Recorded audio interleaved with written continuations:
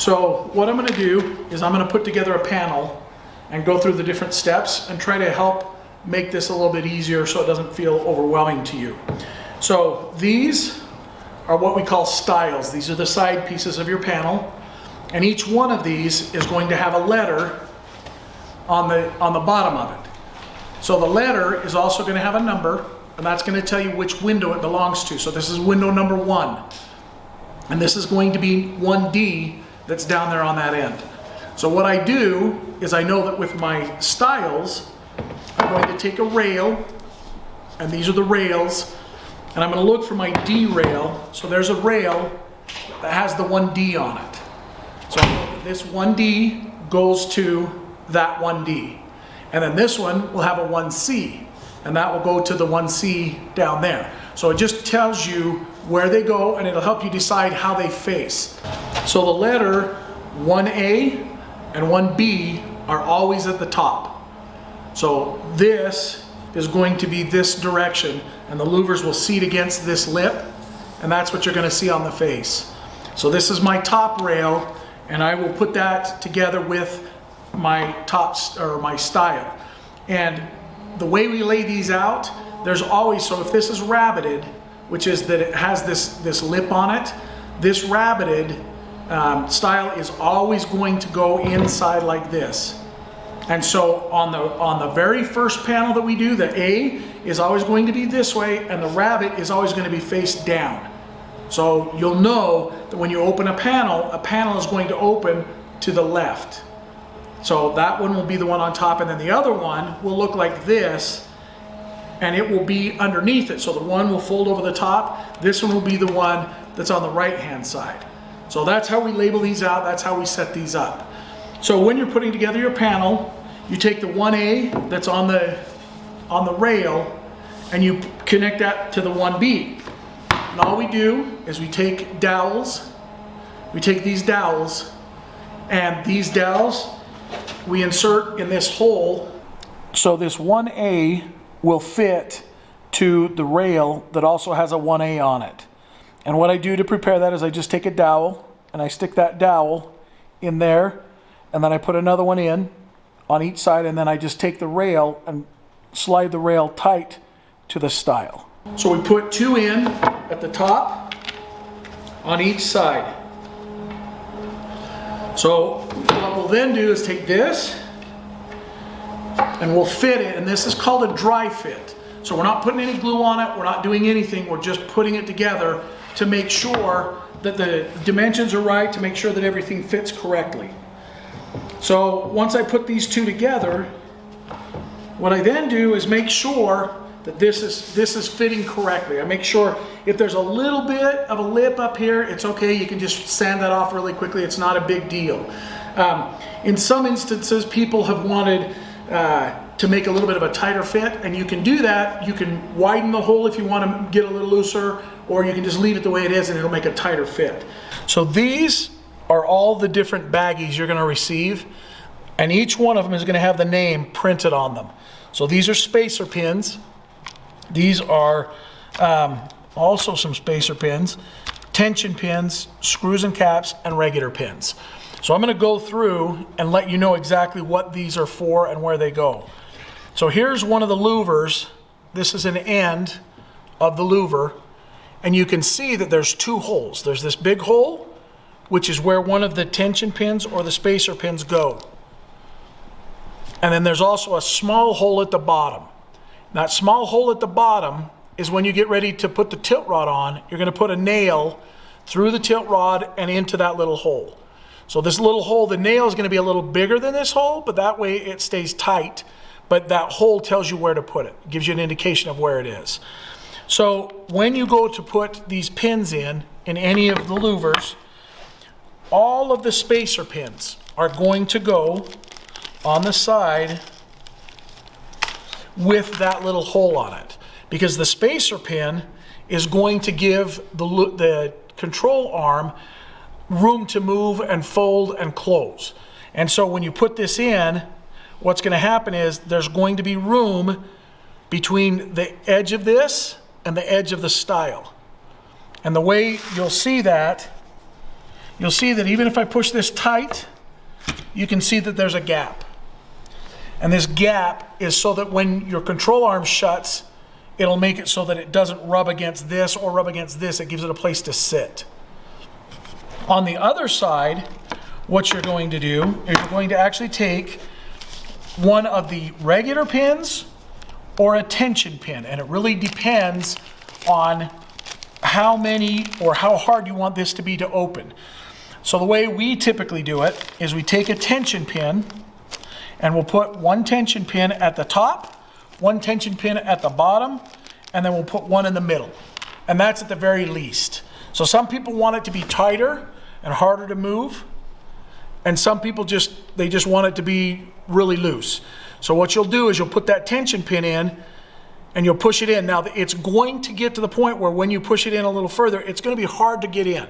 So there's a couple of ways that you can push this in as far as it needs to go in. You can either use a little hammer, or you can actually just turn it like this on the edge and tap that in. What that does is that seats that pin in there and makes it so that it won't spin like a regular pin. A regular pin, if you were to put a regular pin in there, it would spin and pivot, whereas this pin, which is a tension pin, won't do that. And if you'll notice, there's also a little bit of a split in here, and that split is raised up. So when you put it in the side, it's also going to be a little harder to put it in there, so it's going to create resistance. And that resistance is going to be what helps hold your louvers open when you open them. So if you've got 3 or 4 of these tension pins, those tension pins, the more you have in there, the harder it's going to be to move it, but it'll also stay in where you put it easier. So that's what you want to do, is you need to decide how many of these you want in. Otherwise, you rotate and you put mostly regular pins in, but these tension pins would be, every 2 or every 3 or however tight you want that. In this particular instance, I'm going to use one here at the top, I'm going to use one here in the middle, and then I'm going to use one at the bottom. Okay. So all I'm doing is I'm taking the first one is going to be the tension pin, and I'm going to put it up here at the top. The other thing that's really important is making sure that that little hole is on the same side on every one of them. So where you've got the rabbited side over here, I typically put that little hole away from the rabbited side because this is going to be your hinge side. So I kind of put it over near the hinge so that when you open this up, there's not a tilt rod there in front of you. The tilt rod's buried back here. But you can do it however you want to do it either way. It's just important that you make sure that all of these spacer pins are on the exact same side. Every one is a spacer pin, and then on the other side, it'll alternate regular pin and tension pin.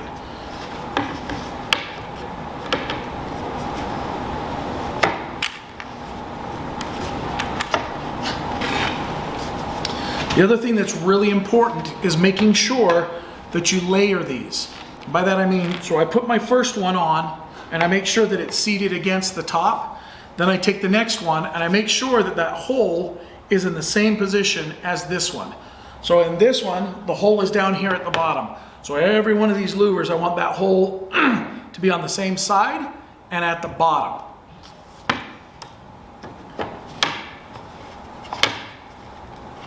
So what I'm doing here is called scissoring. And you'll notice down here, this is pretty tight, but what I do is I make it so that it goes out like this, and that way I can set, you notice that this is completely away from the edge, it's completely free, and it's tight over here. All I do is I work down, this one's really, it's barely in the hole, but that way I can move it a little bit tighter each time.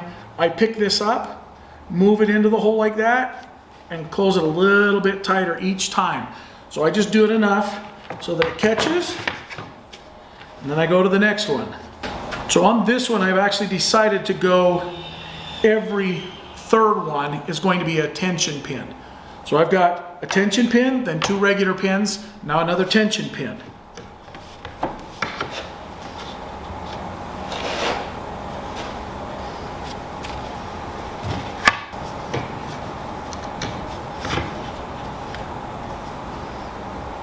And one of the things that's important to realize, if you forget and this hole ends up on the wrong side or the other, in the middle, you can actually turn these and make them so that you can spin this completely around. So the top one and the bottom one, you can't change them. You've got to make sure you get those right. But everything else in the middle, you can spin it and make them right. And you can actually get thinking, you know I put them all in right, but now they're not matching up. So that's just because if there's not the top or the bottom, they can spin completely around.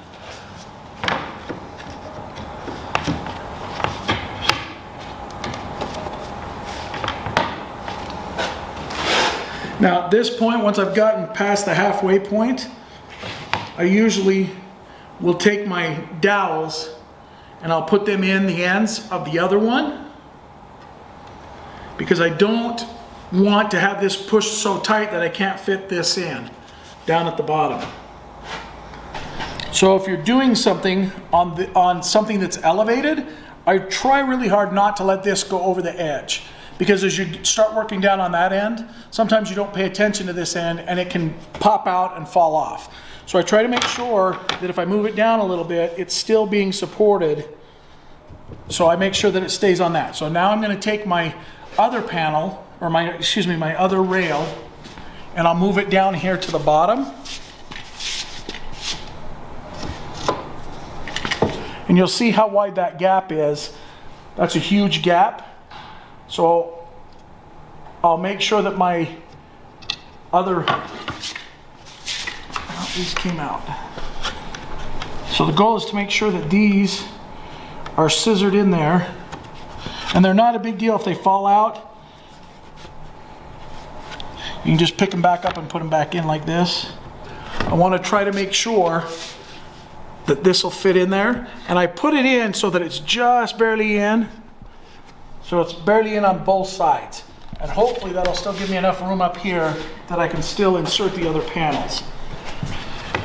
So the other thing you can do is you can actually take all of the pins and you can just, right from the beginning, put them all in on the side that you know. So if I want to, I can make sure I find that little hole on all of them and put all the spacer pins in all at once. And that way I can try to avoid making any mistakes on how or what side they go on. Then I don't have to worry about it. I just have to worry about making sure it's on the right side. Okay, so this is a bar clamp. So this is a really inexpensive version. This is about $7 at Harbor Freight. So if you even get just 2 of these, you can do 30 pounds. You can do as many as you want. So you can either get this less expensive version or you can get a more expensive one, but this one is one that is just plenty fine. So all you do is you push on these little levers and then you can slide that back however you need to, and it unlocks, and then you can just slide that back. So what I do is I put this on the end before I'm going to put my screws in.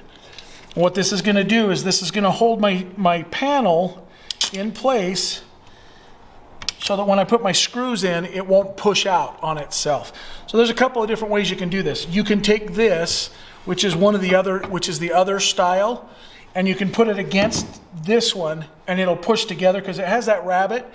Or if you're confident enough, you can just put it on the lip of the one that's there. So what I do is I then start trying to make sure that I've got everything right. So I'll come down here to the other side.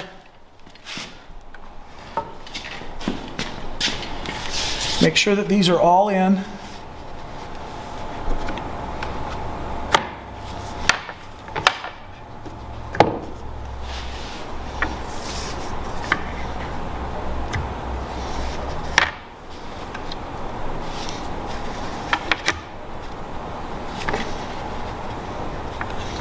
And this usually is the most difficult part, is making sure everything stays in and doesn't just start flying out. So what I'm doing now is I'm going to take the screw and I'm going to put it in here on this side.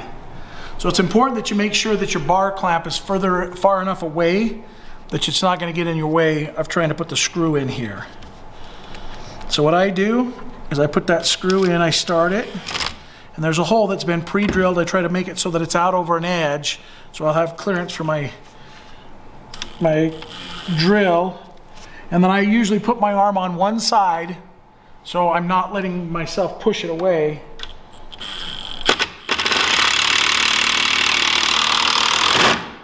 And then you can hear, so now that keeps this joint tight. And you'll notice on this one, it's also got a tight joint. So once that one's done, and I do the same thing where I hold on to this side over here, put my drill on there,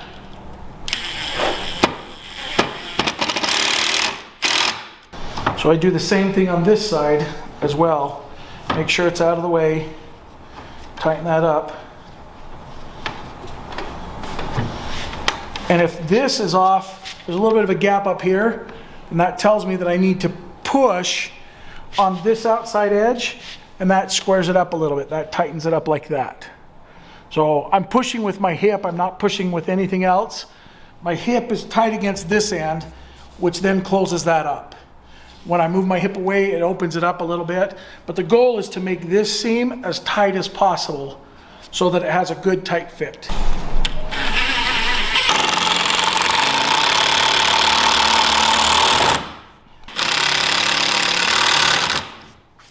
There we go. So this is what we call a dry fit, which means there's no glue. There's nothing holding this together. If I need to, I can take it apart, switch stuff out. But the reason I do this, I always suggest you do a dry fit first to make sure everything lines up the way you want it to. You make sure that it fits in the panel, you make sure that it fits on the wall. You do all of this stuff first. Then once you know that everything's right, make sure that everything fits, then you can put glue on the dowels if you choose to. So you don't have to, but you can put some glue on there and that'll help tighten it up and hold it as well.